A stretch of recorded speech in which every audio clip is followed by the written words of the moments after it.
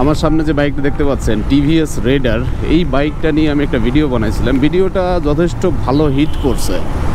এখন এই ভিডিওর মধ্যে যে কমেন্টসগুলো আসছে সেগুলা অনেক কমেন্টস আছে নেগেটিভ, অনেক কমেন্টস আছে পজিটিভ।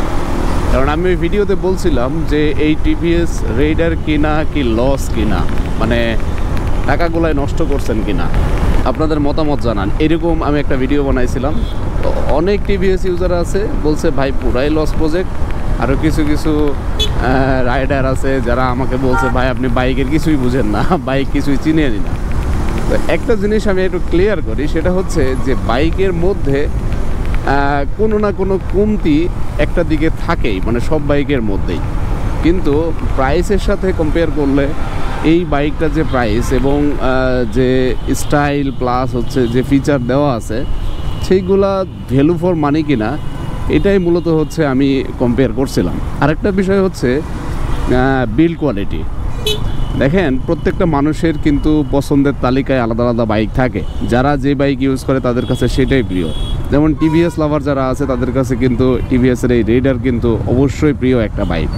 কিন্তু অনেকে আছে কি করে যে যেই ব্র্যান্ড পছন্দ করে সেই ব্র্যান্ডের বাইরে কোনো বাইককে আমরা সাধারণত আমাদের পছন্দের তালিকায় রাখি না। তো ব্যাপার হচ্ছে যে শুধুমাত্র যে আপনি যে বাইকটা ব্যবহার করে সেটাই পছন্দের তালিকায়, ব্যাপারটা এরকম না। একটা বাইকের গুণগত মান মানে প্রাইসের সাথে কম্পেয়ার করে আসলেই বাজারে এই বাইকটা কিনা ভ্যালু ফর মানি কিনা, এই সব কিছুর উপরেই মূলত হচ্ছে ডিপেন্ড করে। ঠিক আছে, ধরেন যে আমাদের দেশে এমনিতেই তো ভ্যাট ট্যাক্স বেশি।